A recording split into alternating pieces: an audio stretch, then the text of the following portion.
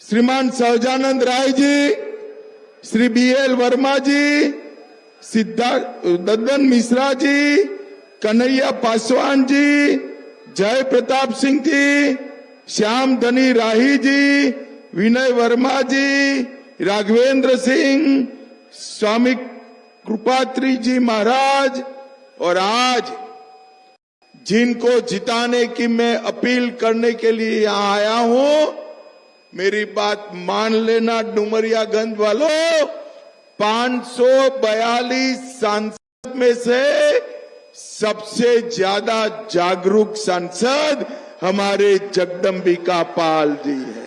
आगे आओ जगदम्बिका जी, जरा आगे आओ, आशीर्वाद लो, जोर से ताली बजाओ जगदम्बिका जी के लिए। भाइयों बहनों,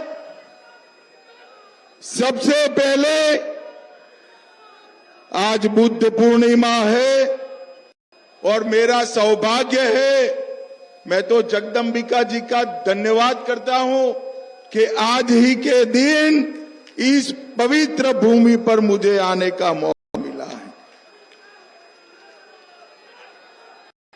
भगवान बुद्ध ने न केवल भारत, समग्र दुनिया को जीवन जीने का रास्ता दिखाने का काम भगवान बुद्ध ने किया, और यही क्षेत्र है जो उनके बुद्ध बनने के बाद जीवन का सबसे ज्यादा कालखंड इस श्रावस्ती से लेकर काशी और डुमरियागंज सिद्धार्थ नगर में गया।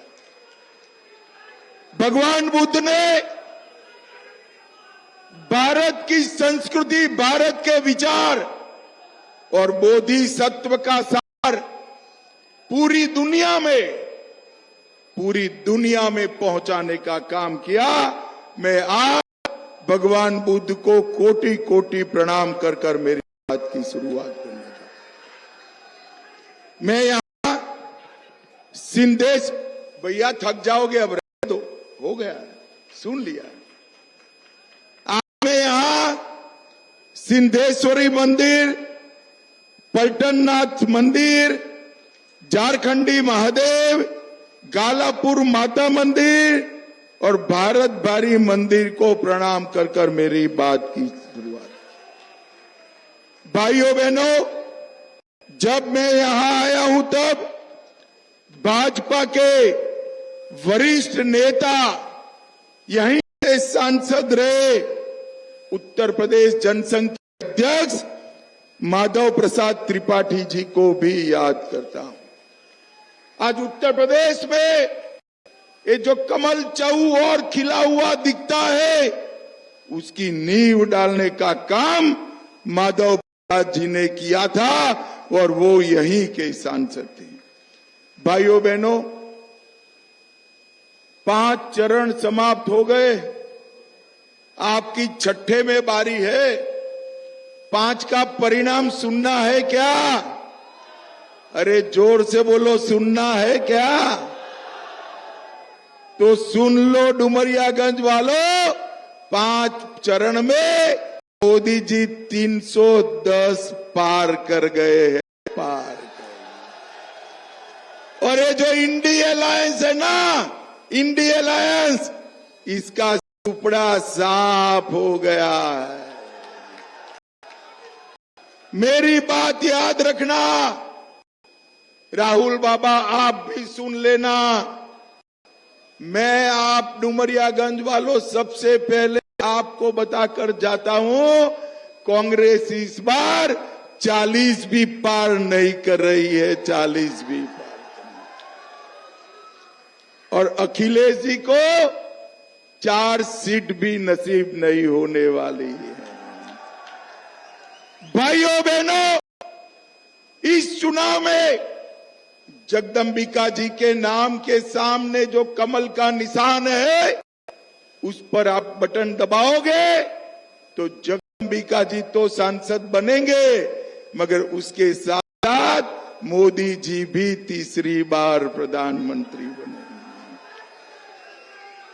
भाइयों बहनों, ये विपक्ष, ये का गठबंधन बनाकर आगे बढ़ा है। मैं आज यहां से राहुल बाबा को पूछना चाहता हूं, कोई संभावना नहीं है, दूर दूर तक नहीं है, मोदी जी ही प्रधानमंत्री बनने वाले हैं। मगर देश की जनता जानना चाहती है कि आपको अगर बहुमत मिलता है तो आपका प्रधानमंत्री कौन होगा। कोई दिखाई पड़ता है भाई आपको? दिखाई पड़ता है?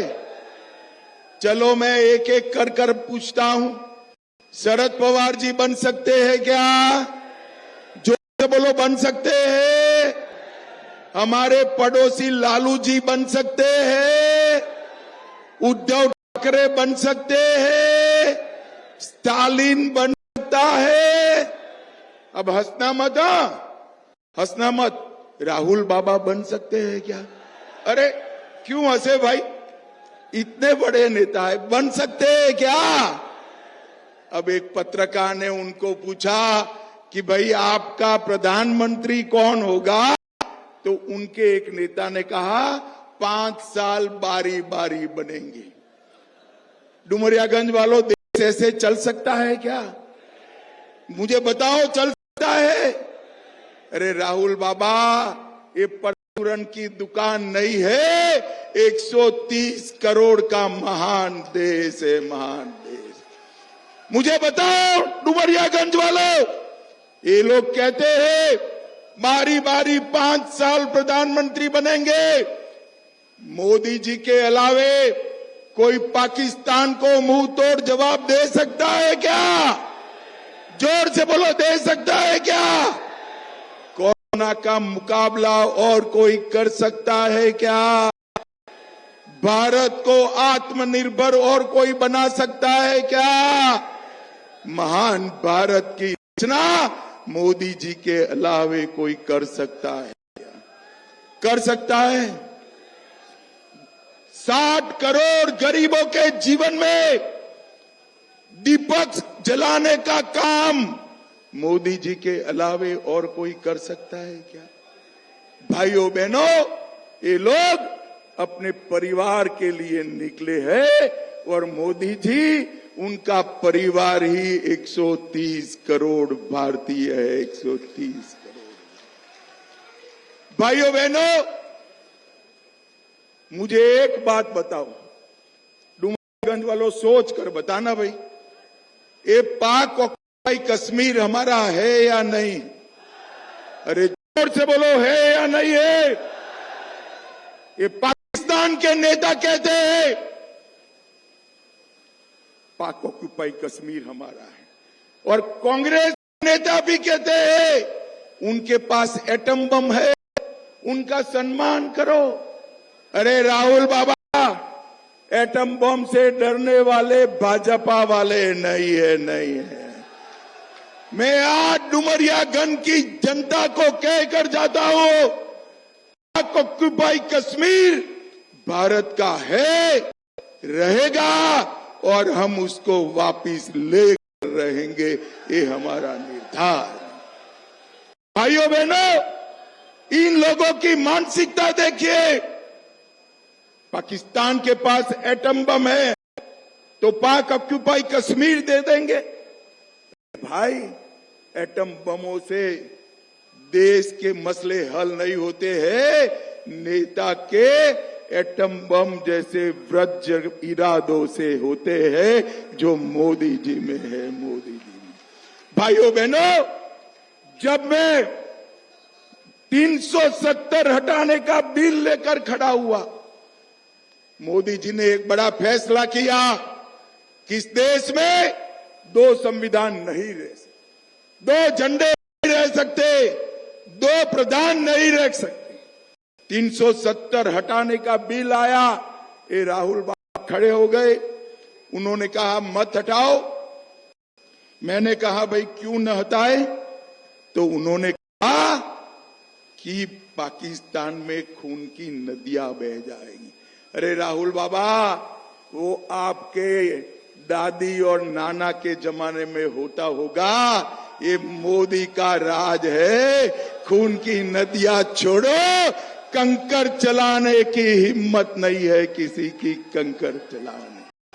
भाइयों बहनों, मोदी जी ने इस देश से आतंकवाद को समाप्त किया है, इस देश से नक्सलवाद को समाप्त किया है और इस देश को सुरक्षित करने का काम नरेंद्र मोदी जी ने किया।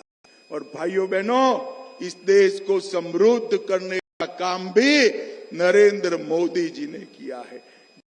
10 साल तक मनमोहन जी देश को 11वें नंबर का अर्थतंत्र रखे, 10 साल में मोदी जी 5वें नंबर का अर्थतंत्र बना दिए, 5वें नंबर। और मैं आज कहकर जाता हूं, जगदंबिका जी को जिताकर मोदी जी को प्रधानमंत्री बना दो, 5 ही साल में 5वें नंबर से 3रे नंबर पर लाने का काम नरेंद्र मोदी जी। भाइयों बहनों,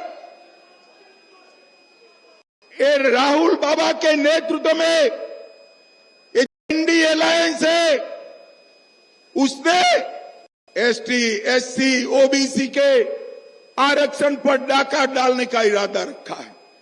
कल ही बंगाल की हाईकोर्ट में एक फैसला आया, ओबीसी की लिस्ट में, पिछड़ा वर्ग की लिस्ट में, अति पिछड़ा की लिस्ट में बंगाल सरकार ने 180 मुस्लिम जातियों को डाल दिया और हमारे पिछड़े वर्ग का आरक्षण का अधिकार मुसलमानों को देने का काम किया। भाइयों बहनों, हमारा संविधान धर्म के आधार पर आरक्षण का समर्थन नहीं करता है, मगर कल 2010 से लेकर 2024 तक जितने भी मुस्लिम जातियां रखी थी, हाईकोर्ट ने उसको स्टे कर दिया। ये कांग्रेस पार्टी ने कर्नाटक और हैदराबाद में 5%, 4% आरक्षण मुस्लिमों को देकर पिछड़ी जातियों का आरक्षण कटौती करने का काम किया। मैं आज आपको वादा कर जाता हूं, आप मोदी जी को 3री बार प्रधानमंत्री बनाओ, एससी, एसटी और ओबीसी के आरक्षण पर कोई डाका नहीं डाल पाएगा, ये मोदी का गारंटी है। भाइयों बहनों, राहुल बाबा, अखिलेश बाबू, आप वोट बैंक की पॉलिटिक्स में अंधे हो गए हो। मेरी बात ध्यान से सुनो। मैं आज डुमरियागंज की भूमि पर डंके की चोट पर कहता हूं, हम धर्म के आधार पर मुस्लिम आरक्षण समाप्त कर देंगे और इसको एसटी, एससी और ओबीसी को देंगे। भाइयों बहनों, मोदी जी न केवल आरक्षण को सुरक्षित करते हैं, इन्होंने देश के गरीबों के लिए ढेर सारे काम किए। 4 करोड़ गरीबों को आवास देने का काम मोदी जी ने किया। 14 करोड़ गरीबों के घर में नल से जल पहुंचाया। 10 करोड़ गरीबों के घर में एलपीजी का सिलेंडर भेजा। 80 करोड़ गरीबों तक 5 किलो अनाज मुफ्त में भेजा। 60 करोड़ गरीबों को आयुष्मान भारत योजना का 5 लाख तक का फायदा दिया। 1 करोड़ लखपति दीदी बन गई है। 3 करोड़ और बनाने हैं। 12 करोड़ शौचालय बनाए और 11 करोड़ किसानों को 6,000 रुपया देने का काम नरेंद्र मोदी जी ने किया है। भाइयों बहनों, मैं आज कहने आया हूं, हमारे उत्तर प्रदेश इस क्षेत्र से ढेर सारे लोग सेना में जाते हैं, देश की सुरक्षा के लिए अपनी आयु का स्वर्णिम काल सीमाओं पर बिताते हैं। इनकी 1 रैंक 1 पेंशन की मांग इंदिरा गांधी के जमाने थी। इंदिरा गांधी, राजीव गांधी, सोनिया गांधी, किसी ने पूरा नहीं किया। मोदी जी ने 1 रैंक 1 पेंशन की मांग को पूरा कर हमारा सेना का सम्मान करने का काम किया है। जब सपा की सरकार थी, भाई मुझे बताओ, अपराधी सर पर चढ़े थे या नहीं चढ़े थे? अरे जोर से बोलो, चढ़े थे या नहीं चढ़े थे? सपा की सरकार में गरीबों की जमीन हथियाते थे या नहीं हथियाते थे? 2017 में आपने भाजपा जिताई, हमारे नेता योगी आदित्यनाथ ने गुंडों को उल्टा लटका कर सीधा करने का काम किया। पूरे उत्तर प्रदेश को अपराध मुक्त किया। पहले यहां कट्टे बनते थे, कट्टे, अब डिफेंस कॉरिडोर बना है, ब्रह्मोस मिसाइल बन रहा है। जरूरत थी तो यहां बना हुआ तोप का गोला पाकिस्तान को सीधा करने का काम करेगा। पहले यहां वाहन चोरी करने वाले गैंग होते थे, आज गाड़ियां बन रही है। चेन स्नेचिंग होते थे, अब मेडिकल डिवाइस पार्क बना है और बुचड़ खानों की जगह गौशाला बनाने का काम भारतीय जनता पार्टी ने किया। भाइयों बहनों, ये घमंड या गठबंधन जो है, ये भ्रष्टाचारियों का जमावड़ा है।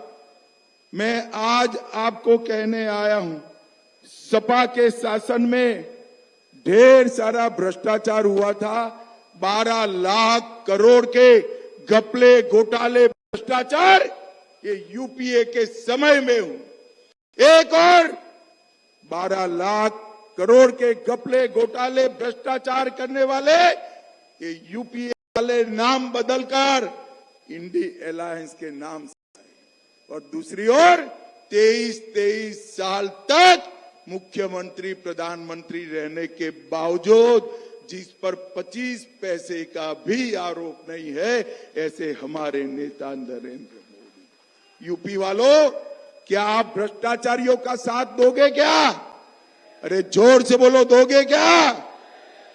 जिन्होंने 25 पैसे का आरोप विरोधी भी नहीं लगा सकते, वो नरेंद्र मोदी जी यहां आए।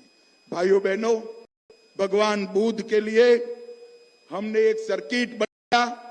स्वदेश दर्शन योजना के तहत बुद्ध सर्किट में 350 करोड़ रुपया खर्च किया। ये जगदम्बिका पाल आपको शांत और सौम्य दिखते हैं, मगर है ने भाई भारी खतरनाक आदमी है। जब डुमरियागंज का विकास का मामला आता है, मेरे ऐसे व्यक्ति से भी लड़ जाते हैं। जगदम्बिका पाल जी ने इस क्षेत्र में 800 किलोमीटर ग्रामीण सड़क बनाई। 10 करोड़ से रेलवे यातायात बेहतर बनाने के लिए अंडरपास, ओवरपास बनाए। 27,000 ग्रामीण घर बनाए। 2 लाख महिलाओं को गैस का सिलेंडर दिया। 4 लाख घरों में डुमरियागंज में नल से जल दिया। 4,11,000 शौचालय दिए। 3.5 लाख किसानों को 6,000 रुपया दिया।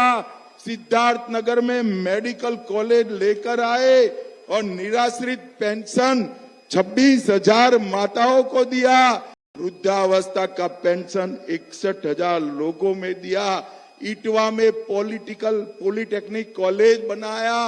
अब मैं कुछ दिन पहले ही अप्रूव करके आया हूं, आज बता देता हूं, एसएसबी का काम भी यहां जो पेंडिंग है हमने कर दिया। भाइयों बहनों, इन्होंने जिस प्रकार से डुमरियागंज की सेवा की है, मैं नहीं मानता कोई और कर सकता है भाई। और भाइयों बहनों, देखो 1 तारीख को चुनाव समाप्त हो जाएगा। होगा या नहीं होगा बोलो जरा? अरे हो जाएगा ना। काउंटिंग कब है? कब है? अब देखिए, दोनों शहजादे हैं ना, राहुल बाबा और अखिलेश जी, उनका 6 तारीख का प्रोग्राम सुनना है। सुनना है।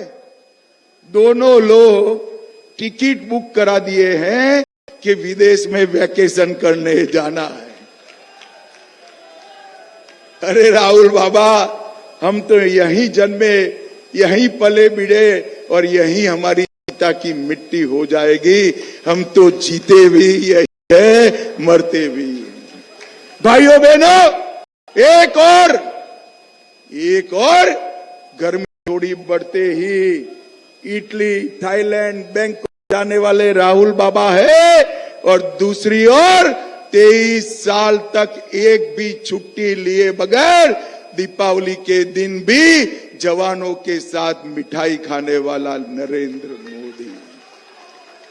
ये दोनों के बीच में आपको तय करना है। डुमरियागंज वालों, बताओ क्या फैसला है? मोदी जी को फिर से प्रधानमंत्री बनाओगे क्या? अरे जोर से बोलो, बनाओगे क्या? कमर के निशान पर बटन दबाओगे? हमारे जगदम्बिका जी को जिताओगे? 400 पार कराओगे? तो मेरे साथ दोनों हाथ उठाइए। प्रभु श्री राम का मंदिर बना है अयोध्या में, दोनों हाथ उठाकर मुट्ठी बीचे और प्रचंड आवाज से बोलिए, जय श्री राम, जय जय श्री राम, भारत माता की, वंदे वंदे वंदे।